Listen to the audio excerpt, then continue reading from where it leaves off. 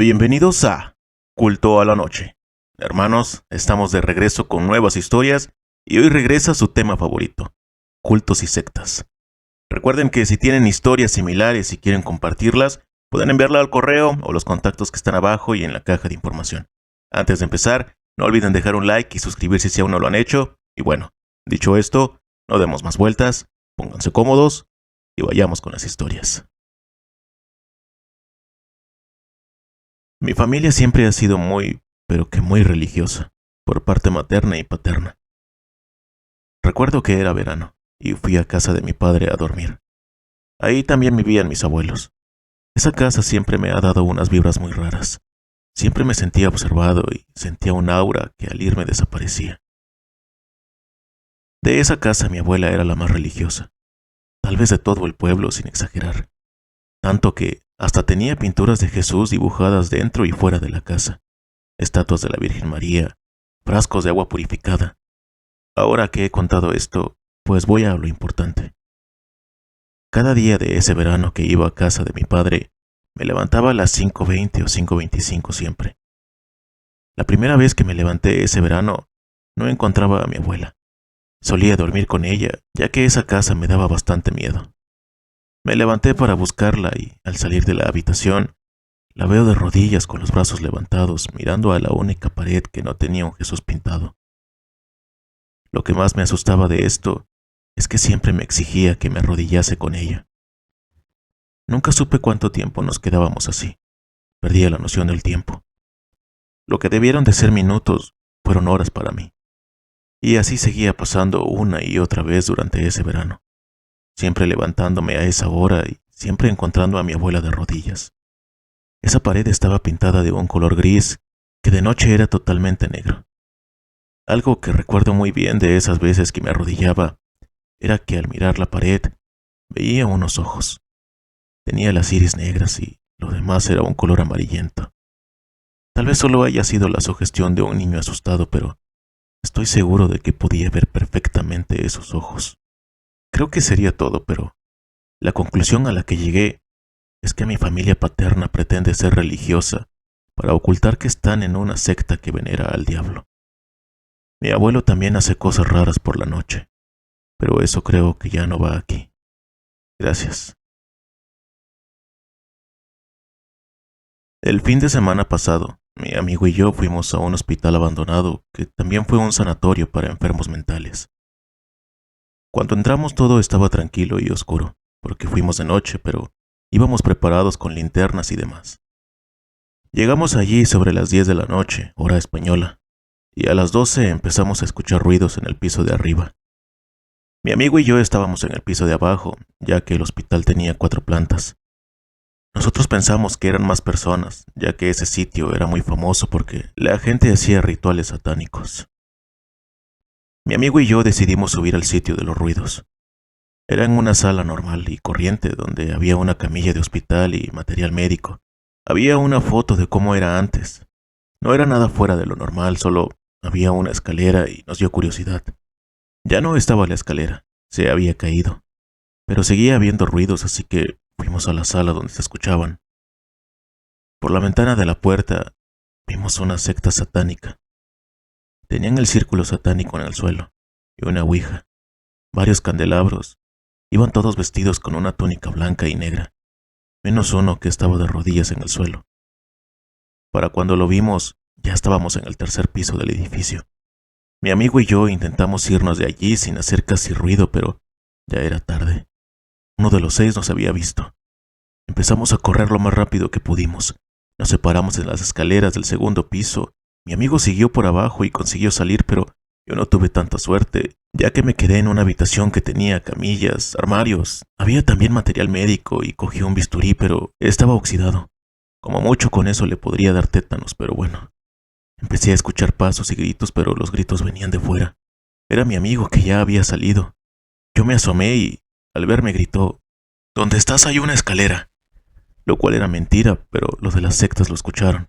Así que aproveché para salir del edificio, pero la curiosidad pudo conmigo y fui a la sala donde estaban haciendo el ritual. Pobre de mí, nunca debería de haberlo hecho. Al estar allí unos 4 minutos, Vi mucha sangre, cosas satánicas. Salí corriendo, pero la secta me estaba esperando en las escaleras de bajada. Tuve que subir al cuarto piso donde me encerré y empecé a buscar cómo salir de ahí. Mi amigo se fue por el coche y lo trajo al frente del edificio. Yo pensé que estaba perdido, pero en una de las esquinas había una escalera que bajaba directamente al sótano, pero estaba en el tercer piso. De todas maneras no me preocupó y me acerqué a la cornisa del edificio, sin saber si aguantaría mi peso, pero a esas alturas ya me daba igual, solo quería salir de ahí. Al llegar al final de la cornisa, me dejé caer suplicando que la escalera soportara mi peso. Si lo hizo ya estaba a salvo. Eso pensé yo. Había algunos de la secta que se intentaron subir o tirarme de la escalera, pero conseguí bajar con algunas heridas y rasguños. Mi amigo y yo salimos corriendo de allí y quedamos en nunca más volver a ese hospital. Magdalena Solís nunca tuvo una vida normal, pero con el paso de los años se volvió cada vez más extraña.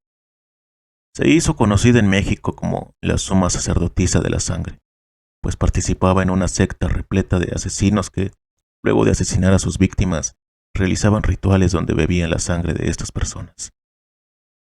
Su vida nunca fue fácil, pues su hermano mayor, Eleazar Solís, la obligaba a prostituirse como una forma de ganar dinero para la familia, la cual se encontraba en un estado de extrema pobreza. El pueblo en el que vivían carecía de dinero y educación, y fue así como los hermanos Hernández decidieron que engañarían a los aldeanos, diciéndoles que eran antiguos dioses incas y debían ser adorados por todos o el pueblo sería destruido. Sabiendo que Magdalena era una prostituta, decidieron hacer aún más real la mentira y dijeron que la niña no era otra que la reencarnación de la diosa inca Coatlicue, y así todos lo creyeron. Con el tiempo, Solís se convirtió en el líder de la secta, y fue entonces cuando todo empezó a volverse más macabro y elaborado. La mujer descubrió nuevas tácticas de asesinato, y también descubrió el sadomasoquismo y las grandes orgías. Se obsesionó cada vez más con toda la adoración y adrenalina.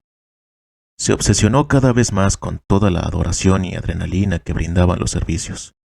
Incluso algunos miembros de la secta le tenían miedo a Magdalena y decidieron irse, pero la líder del grupo no aceptó esta decisión y ordenó a sus súbditos matarlos.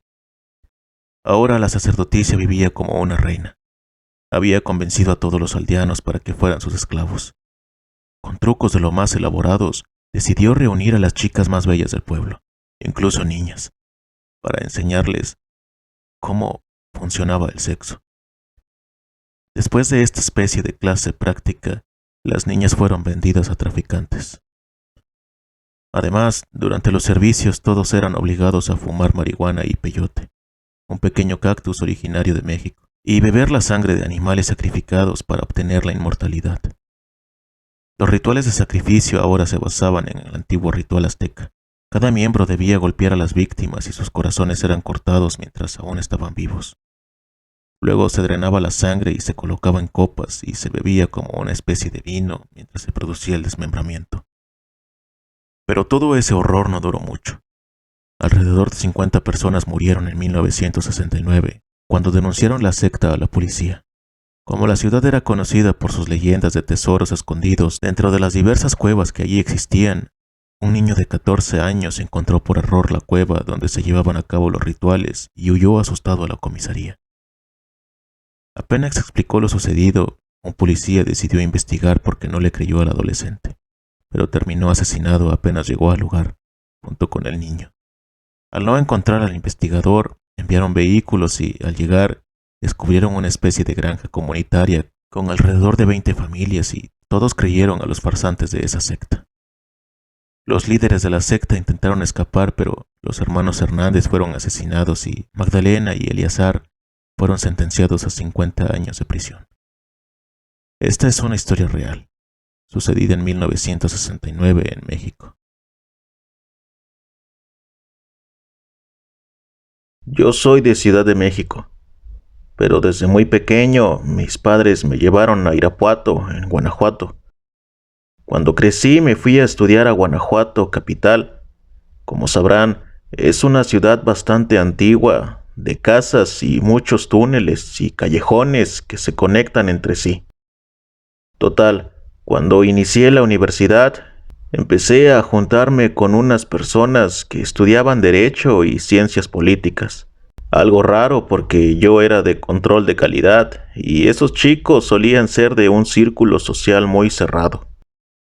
Con el tiempo y las salidas a bares y fiestas, había unos 4 chavos de la bolita que después de un tiempo me comentaron que eran hijos de políticos del Partido Azul y otro par del Partido Verde, Blanco y Rojo.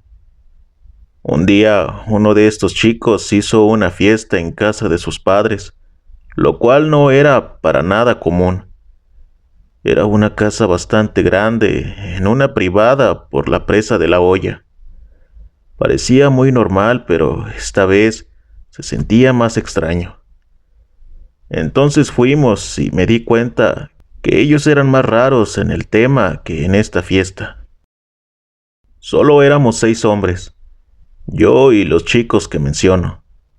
Empezaron a llegar muchas mujeres y solo un par eran conocidas de otras fiestas. No tardó mucho la fiesta en tornarse en un grado mayor, puesto que a pesar de ser alguien abierto y de atrevimiento, me pareció muy raro que todos empezaran a realizar esos actos. No sé si me explico, y más conociendo a esos chicos, aunque sea un poco. Llegó un punto en que me metí a la casa. Olvidé mencionar que todo esto pasaba en el patio. No me había fijado, pero pensando un poco, empecé a notar las primeras cosas. La casa era de 3 pisos, y como en donde estábamos incluso había un jacuzzi. No creo que se imaginaran que alguien entraría a la casa. Mientras la veía, lo primero fue en la sala. Un cuadro muy grande, muy famoso, donde está una cabra como entre ninfas bailando.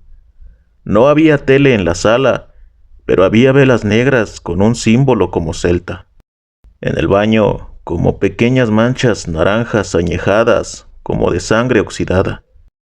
Muchos cuadros extraños. En uno aparecía entre 2 velas un par de ojos y una frase en latín que no recuerdo, pero muchos cuadros del estilo.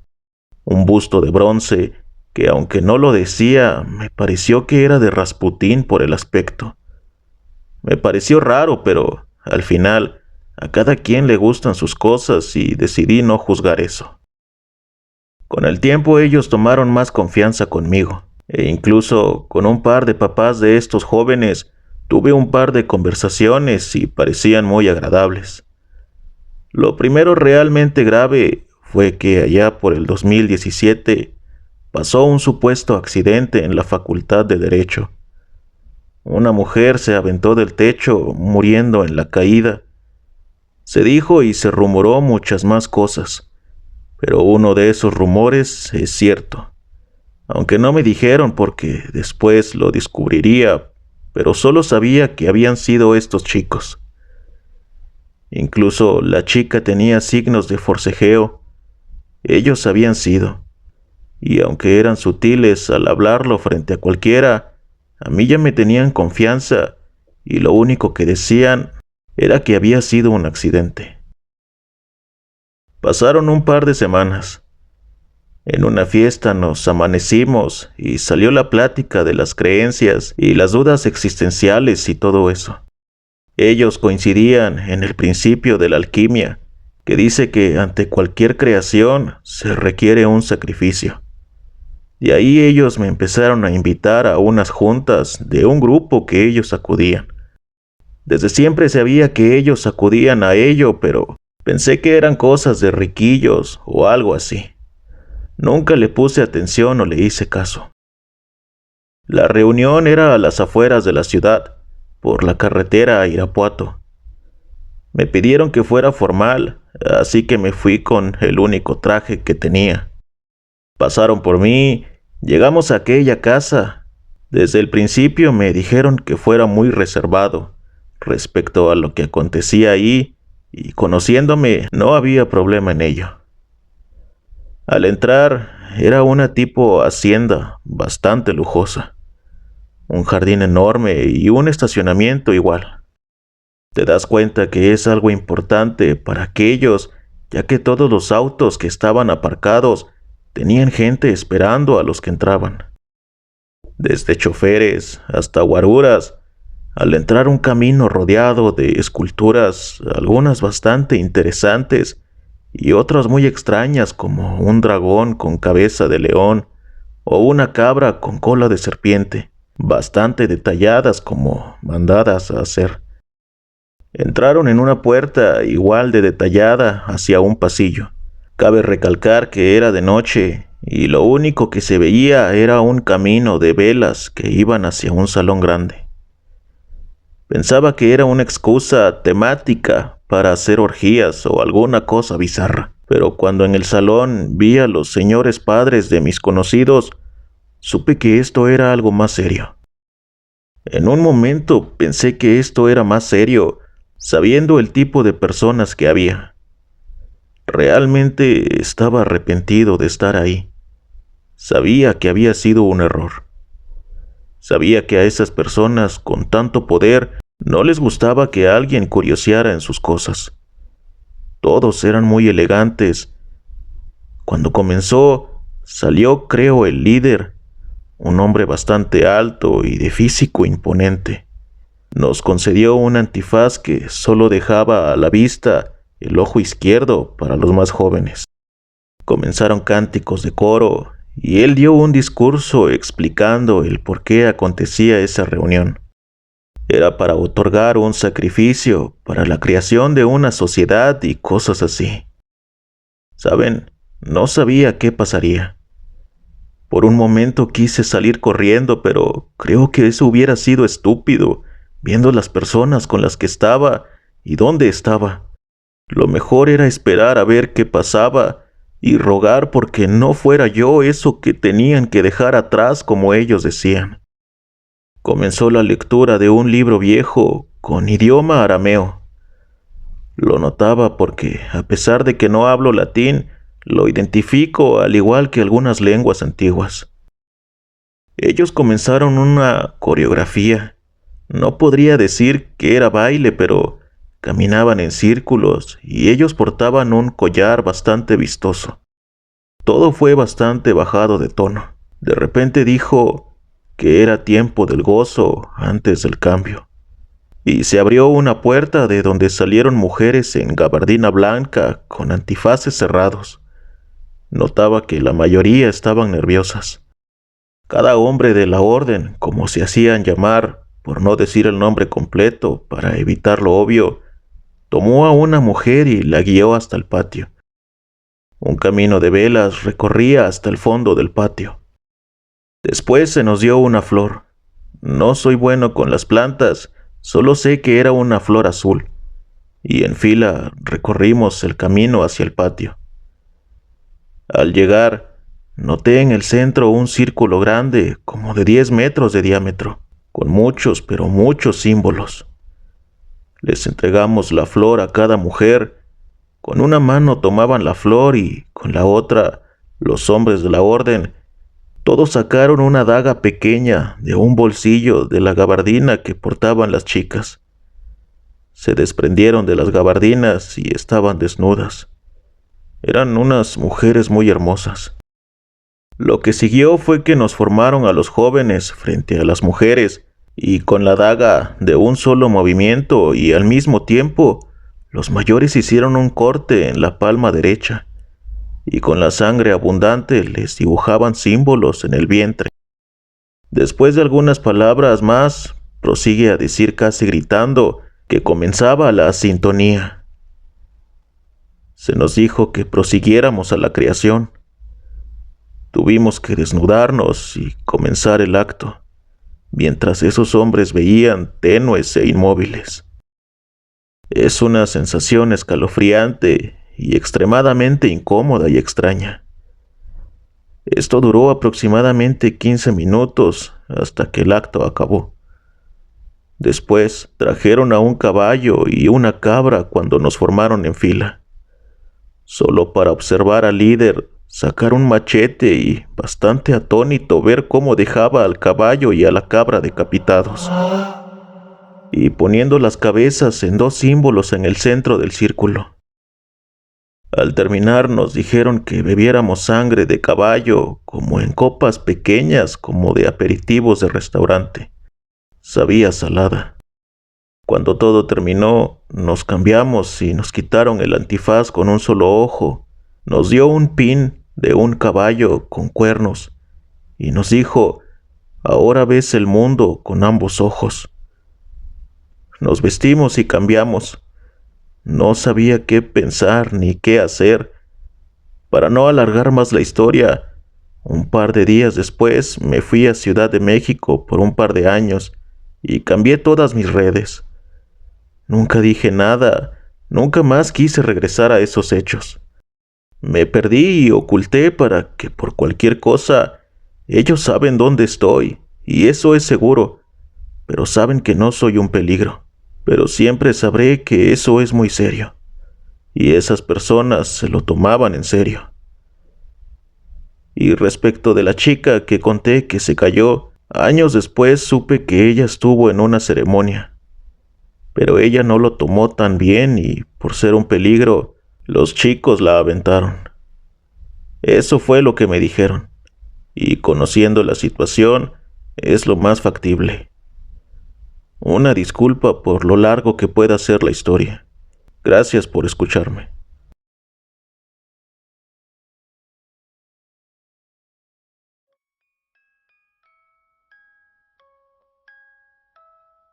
Hermanos, ¿qué les parecieron estas historias? Gracias a quienes las compartieron y a ustedes por llegar hasta aquí. Ahora déjenme saber en los comentarios qué piensan de estas historias y si han tenido o escuchado experiencias similares, no duden en compartirlas con el culto. Antes de irnos, no olviden dejar un like y suscribirse si aún no lo han hecho. Y bueno, hermanos, por hoy ha sido todo. Nos vemos la próxima y recuerden, ya pueden descansar en paz.